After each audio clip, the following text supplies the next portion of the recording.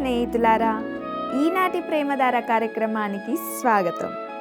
దేవుని యొక్క నీడలో, ఆయన కృపలో మీరు మీ కుటుంబాలు క్షేమంగా మరియు సురక్షితంగా ఉన్నారని, మరియు ఈ కార్యక్రమాల నుండి నేర్చుకుంటున్న విషయాలను మీ వ్యక్తిగత జీవితాలకు అన్వయించుకుంటున్నారని విశ్వసిస్తున్నాము. ఈనాటి పాఠంలో మనము బైబిల్ గ్రంథము ఏ విషయంలో ప్రత్యేకమైనది అనే విషయాన్ని శ్రద్ధగా తెలుసుకుందామా?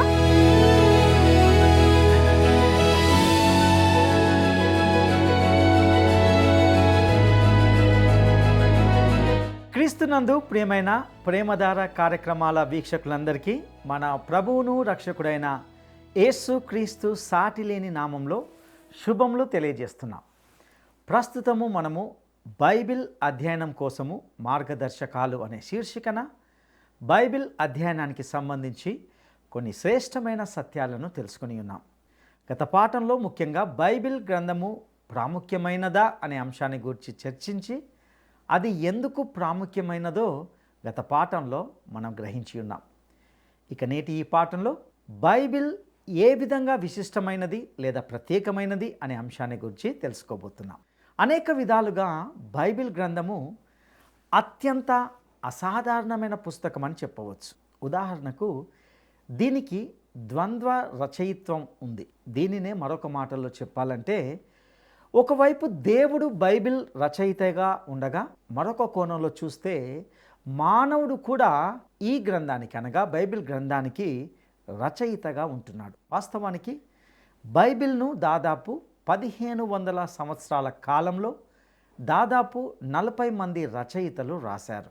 ఈ వ్యక్తుల్లో కొందరు ఇతరుల గురించి ఎప్పుడు వినలేదు, మరియు ఈ 40 మందిలో ఎటువంటి కుట్ర లేదు. వారిలో 2 లేదా 3 కలిసి ఉండవచ్చు, కానీ ఇతరులు ఒకరినొకరు ఎవరో తెలుసుకోలేదు. అయినప్పటికీ వారు ఇప్పటి వరకు వ్రాయబడిన పుస్తకాలన్నింటిలో అత్యంత అద్భుతమైన కొనసాగింపును కలిగి ఉన్న గొప్ప అద్భుతమైన పుస్తకాన్ని అందించారు. అలాగే ఇది తప్పులు లేకుండా ఉంది.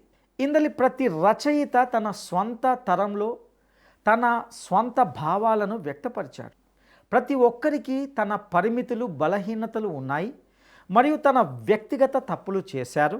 ఉదాహరణకు మోషే లాంటి వ్యక్తి తప్పులు చేశాడు, కానీ అతడు పెంటెట్యూక్ అనగా పంచ గ్రంథాలను వ్రాస్తున్నప్పుడు ఏ పరిస్థితుల్లో కూడా ఏ విధంగా ఎటువంటి తప్పులు జరగనీయలేదు. ప్రియులారా, ఇక్కడ మీరు జాగ్రత్తగా గమనించాలి. ఇది మానవ పుస్తకం, మరియు అయినప్పటికీ ఇది దేవుని పుస్తకం కూడా. ఇది చాలా మానవ సంబంధమైన పుస్తకం, అనగా దీనిని అన్ని వర్గాల ప్రజలు అనగా యువరాజులు మరియు పేదలు, అత్యంత మేధావులు మరియు చాలా సరళమైన సామాన్యమైన వ్యక్తులు రాశారు. ఉదాహరణకు డాక్టర్ లూక్ అనే వ్యక్తి కోయినే గ్రీక్ అనగా సాధారణ గ్రీకు మాండలికంతో కూడిన ప్రజా ఆదరణ పొందిన కాలంలో దాదాపు చక్కటి భాషను కలిగిన క్లాసికల్ గ్రీకును అనగా చక్కటి అత్యుత్తమ స్థాయిని కలిగిన గ్రీకును వ్రాశాడు. అతని గ్రీకు అద్భుతమైనది, కానీ జాలరి అయిన సీమోను పేతురు కొంత గ్రీకును కూడా వ్రాశాడు. అయితే అతడు అంత మంచి భాషా కోవిదుడు కాదు, కానీ పరిశుద్ధాత్మ దేవుడు ఈ ఇద్దరిని ఉపయోగించాడు. అతడు వారి ఆలోచనలను, వారి భావాలను ఖచ్చితంగా వ్యక్తపరచడానికి వారిని అనుమతించాడు. అయినప్పటికీ ఆ పద్ధతి ద్వారా దేవుని యొక్క ఆత్మ, దేవుడు తాను చెప్పాలి అనుకున్నది ఖచ్చితంగా చెప్పే విధంగా వారినందరినీ తన ఆధీనంలో ఉంచుకొని ఆధిపత్యం చెలాయించాడు. అదే ఈ పుస్తకం అనగా బైబిల్ యొక్క అద్భుతమై ఉన్నది. ఇది దేవుని పుస్తకం. బైబిల్లో దేవుడు 2500 సార్లు దేవుడు ఇలా అన్నాడు, ప్రభువైన యెహోవా ఇలాగు సెలవిస్తున్నాడు, ప్రభువు ఇలా అంటున్నాడు అని చెప్పబడింది. అనగా దేవుడు ఈ పుస్తకం ద్వారా తాను మాట్లాడుతున్నానని చాలా స్పష్టంగా చెప్పాడు. ఇది మీకు జీవితాన్ని అందించగల పుస్తకం. మీరు క్షయబీజము నుండి కాక శాశ్వతమగు జీవము గల దేవుని వాక్య మూలముగా అక్షయ బీజము నుండి పుట్టింపబడిన వారిగా మీరు దేవుని బిడ్డగా కూడా మారవచ్చు. అయితే ప్రభు వాక్యము ఎల్లప్పుడూ నిలుస్తుంది. ఇది దేవుడు మానవునికి ఇచ్చే సంభాషణ. మరియు దేవుడు ఇప్పుడు పరలోకం నుండి మాట్లాడినట్లయితే ఆయన తాను ఇంతకుముందు చెప్పిందే పునరావృతం చేసుకుంటాడు. ఎందుకంటే ఆయన ఈ తరానికి చెప్పాలనుకున్నదంతా కూడా ముందే తన గ్రంథంలో చెప్పాడు. ఉదాహరణకు ఆయన ఉదయం దినపత్రికను చదివినప్పుడు ఆయన అందులో నుండి ఏమి నేర్చుకోలేదు. మనిషి చంద్రునిపైకి వెళ్ళినప్పుడు దేవుడు మనకు బైబిల్ గ్రంథాన్ని ఇచ్చినప్పుడు ఆయనకు తెలియని దానిని అంటూ మనిషి క్రొత్తగా అక్కడ ఏమీ కూడా కనుగొనలేదు. సమస్తము ఆయనకు ముందే తెలుసు. నేడు మనం ఉన్నటువంటి ఈ విశ్వాన్ని సృష్టించిన దేవుడు ఆయనే. బైబిల్ గ్రంథము దైవికమైనది మరియు అది మానవీయమైనది. ఒక విధంగా చెప్పాలంటే ఇది నా ప్రభువు నా దేవుడు ఇక్కడకు నడిచి వచ్చి అలసిపోయి బావి వద్ద కూర్చున్నట్లుగా ఉంది. ఆయన దేవుడై ఉన్నప్పటికీ ఆయన మనిషి కూడా, అనగా ఆయన 100% దేవుడు 100% మానవుడు. ఆయన ఇక్కడ భూమి మీద ఉన్న ప్రజలతో మాట్లాడి వారితో సంభాషించాడు. అదేవిధంగా ఇది సంభాషించే పుస్తకం. ఇది నేటి మానవాళితో మాట్లాడుతుంది. బైబిల్ గ్రంథము మానవుల కోసమై ఉంది. ప్రియులారా, బైబిల్ గ్రంథము ఒక అద్భుతమైన పుస్తకం. ఎందుకంటే విశ్వం గురించి అత్యంత ఆచరణీయమైన అవగాహనను బైబిల్ అందిస్తుంది. ఈ విశ్వంలో ఉనికిలో ఉన్నటువంటి వాటిని గూర్చి అవి ఉన్న విధంగానే వాటికి సరైన వివరణ ఇది ఇస్తుంది అని నేను దేనినైతే నమ్ముతున్నానో దానినే ఇది ఖచ్చితంగా అందిస్తుంది. ఇది సృష్టించే దేవుణ్ణి అనగా సృష్టికర్తను ప్రదర్శిస్తుంది. ఈ ఆలోచన నాకు ఎంతో అర్థసహితం అనిపించేదిగా ఉంది. ప్రతిదీ శూన్యం నుండి వచ్చిందని నమ్మడం నాకు చాలా కష్టంగా అనిపిస్తుంది. ఎవరు ఏమీ లేని దానిని సున్నాతో గుణించినప్పుడు అది అన్నిటికీ సమానం కాదని నమ్మడం నాకు అసాధ్యం అనిపిస్తుంది. అయితే ఉనికిలో ఉన్నదంతా ఎవరో ఒకరు సృష్టించారని అనుకోవడం నాకు చాలా సులభం. కాబట్టి ఆ ఎవరో ఒకరు అనబడే వ్యక్తి ఎవరో కాదు, బైబిల్ మనకు స్పష్టంగా చెబుతుంది ఆ ఎవరో ఒకరు అనేది దేవుడే. అదేవిధంగా బైబిల్ గ్రంథము భౌగోళిక దృక్కోణం నుండి కూడా మన చుట్టూ ఉన్న సృష్టి అధ్యయనం నుండి, అనగా జరిగిన విపత్తు ద్వారా ఈ విషయాలు ఎలా మారాయి అనేది కూడా మనకు ఇది వివరిస్తుంది. బైబిల్ గ్రంథము 6 రోజుల్లో సంభవించిన ఒక విపత్కర సృష్టిని గురించి వివరిస్తుంది.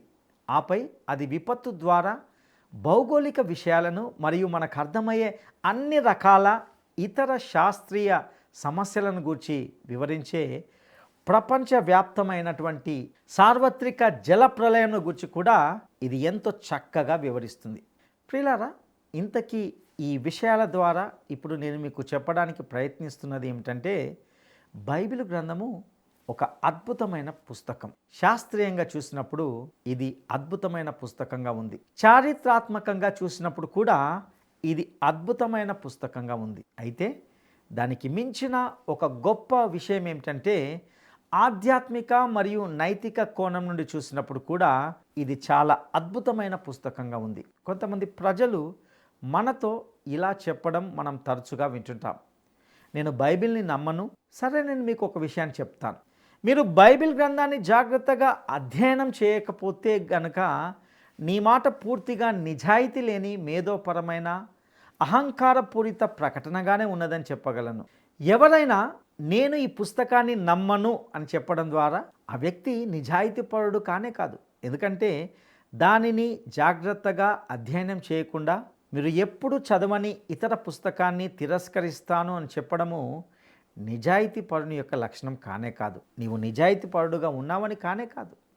మనలో చాలామందికి లేఖనాలు చాలా తక్కువగా ఉన్నాయి మరియు దాని గురించి వారు ఇలా అంటారు, మేము అంగీకరించని కొన్ని విషయాలు ఇందులో ఉన్నాయి కాబట్టి మేము మొత్తము లేఖనాలను అందులోని విషయాన్ని వదిలివేస్తాము మరియు మేము ఈ లేఖనముల విషయంలో మేము నిజాయితీగా ఉండలేకపోతున్నాము అని అంటుంటారు.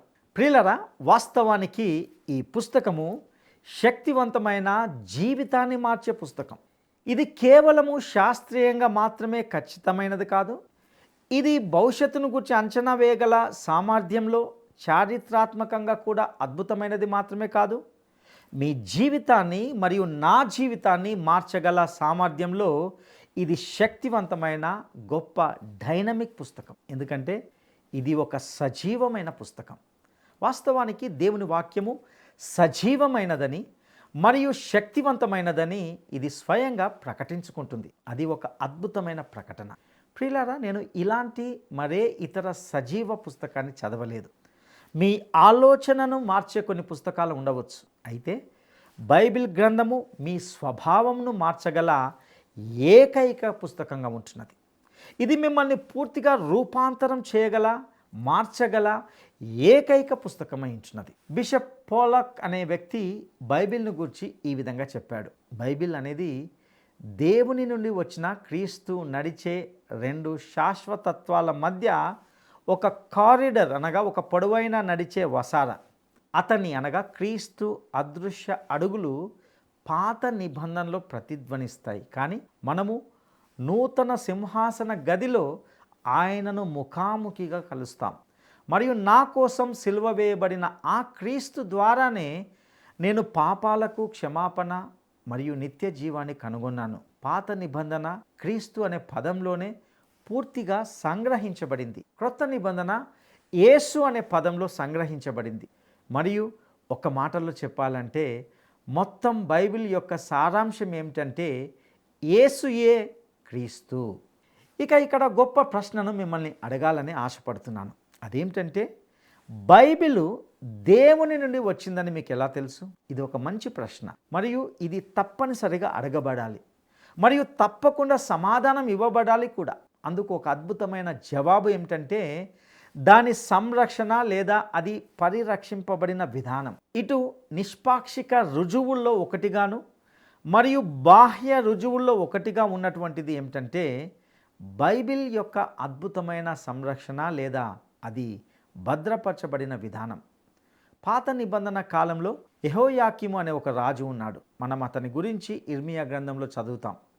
అతని యొద్దకు వాక్యం పంపబడినప్పుడు అతడు ఒక కత్తిని తీసుకొని దాన్ని ముక్కలు ముక్కలుగా నరికివేశాడు, కానీ అది తిరిగి వ్రాయబడింది. మరియు నేడు మన దగ్గర ఆ వాక్యమే అందుబాటులో ఉంది.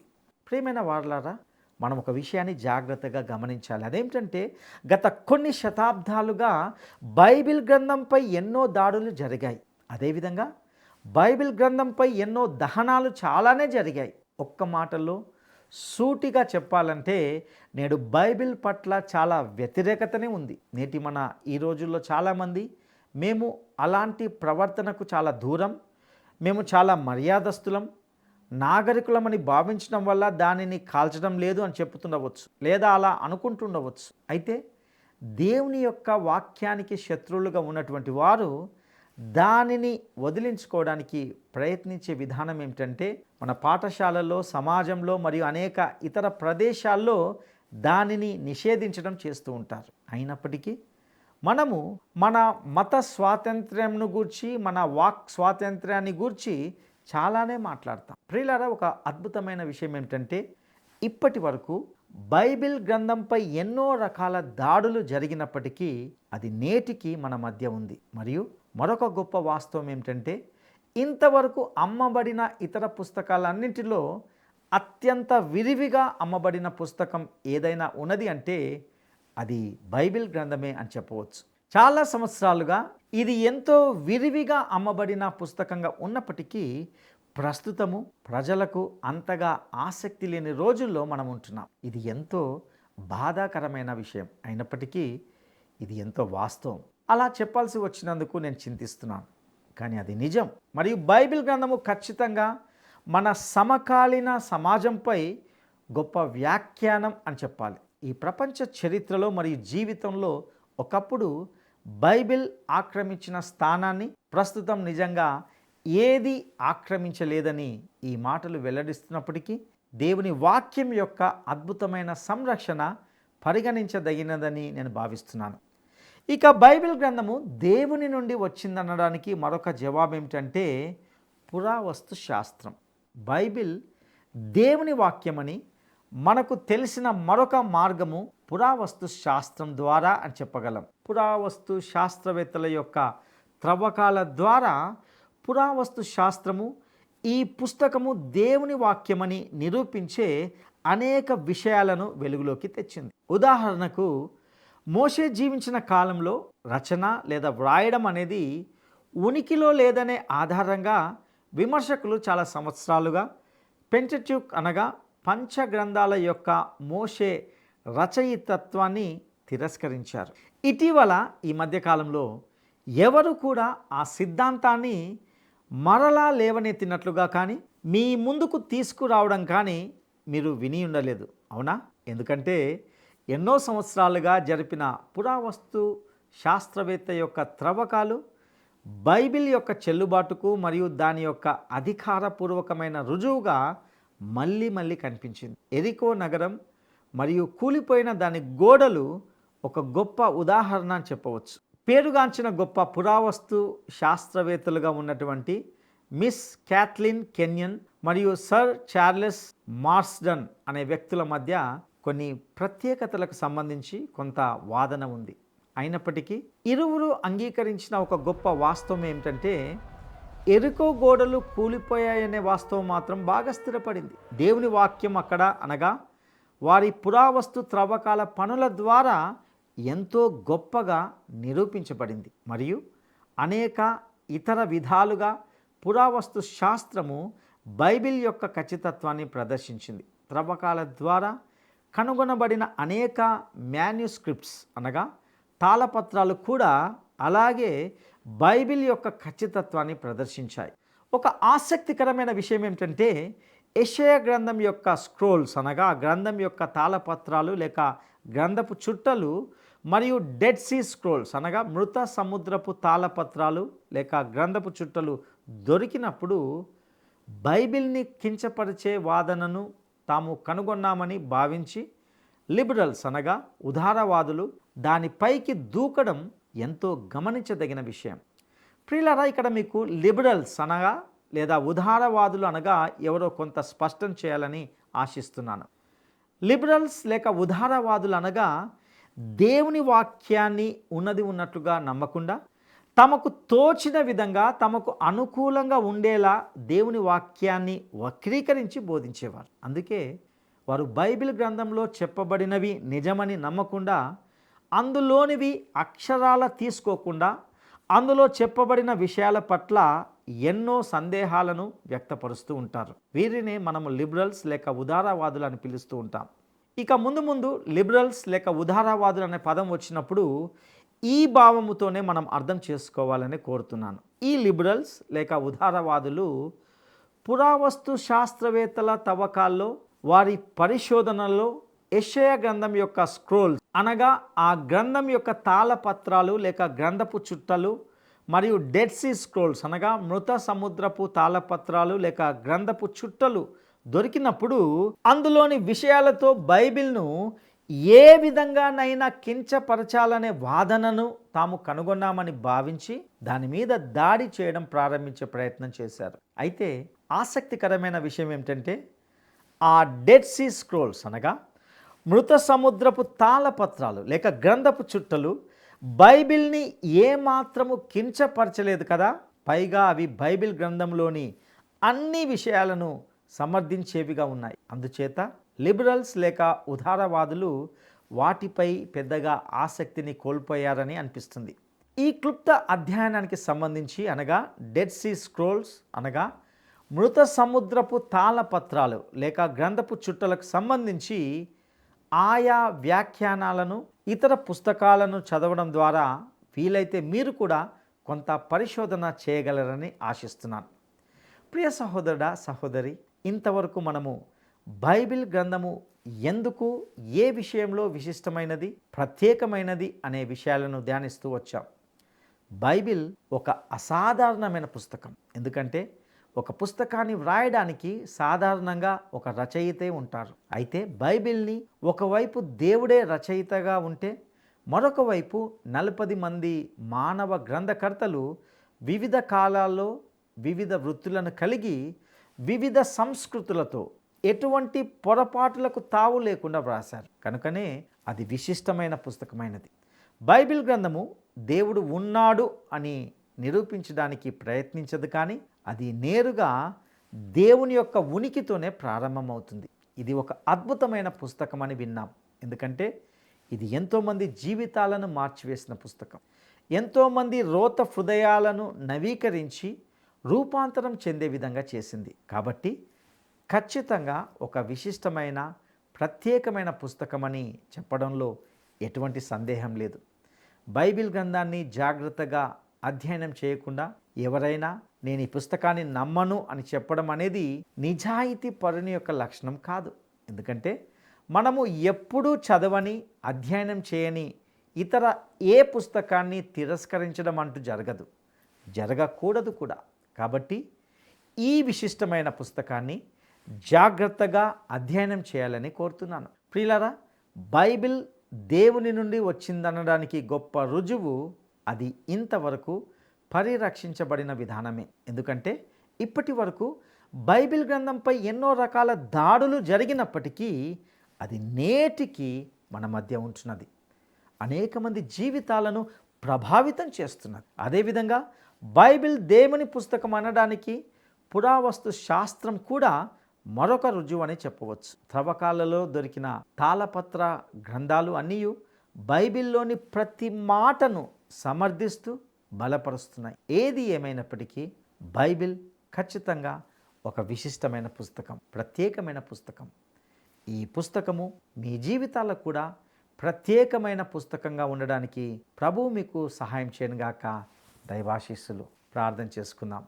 మహాపరిశుద్ర, నమ్మదగిన దేవా, నీ దయగల పాదాలకు వందనాలు చెల్లిస్తుంటున్నాం. ప్రభువా, ఇంతవరకు బైబిల్ గ్రంథము విశిష్టమైనది, ప్రత్యేకమైనది, అది ఎందుకు అలా ఉన్నది అనే సత్యాన్ని మేము తెలుసుకొని ఉంటున్నాం. ఎన్నో కోట్ల పుస్తకాలు ఉన్నప్పటికీ అందులో ఈ యొక్క గ్రంథము ఒక ప్రత్యేకమైన పుస్తకంగా, జీవితాలను ప్రభావితం చేసిన పుస్తకంగా మాకు అనుగ్రహించిన విధానానికే నీకు వందనాలు. అట్టి ప్రత్యేకమైన పుస్తకాన్ని మేము శ్రద్ధగా పఠించడానికి, ధ్యానించడానికి నీ కృపా సహాయం దయచేయవలసిందిగా ప్రార్థిస్తూ మా రక్షకుడును నమ్మదగిన యేసయ్య శ్రేష్టమైన గొప్ప నామంలో అడిగి స్తుతించి వేడుకుంటున్నాము తండ్రి. ఆమేన్. ఈరోజు బైబిల్ అధ్యయన కార్యక్రమము మీకు ఆశీర్వాదకరంగా ఉందని మరియు ఈ గ్రంథం యొక్క ప్రత్యేకతకు సంబంధించిన సత్యాలు మీ హృదయాలను తాకాయని నమ్ముతున్నాము. ఈ కార్యక్రమానికి సంబంధించి లేక మీ వ్యక్తిగత సమస్యలకు సంబంధించి మీకు ఏవైనా ప్రశ్నలు కానీ లేదా సందేహాలు కానీ ఉంటే క్రింద ఇవ్వబడిన ఫోన్ నెంబర్కు కాల్ చేయండి. మీ అభిప్రాయాన్ని మేము విలువైనదిగా భావిస్తున్నాము. మీ ఫోన్ కాల్ కోసం ఎల్లవేళలా మేము వేచి ఉంటాము.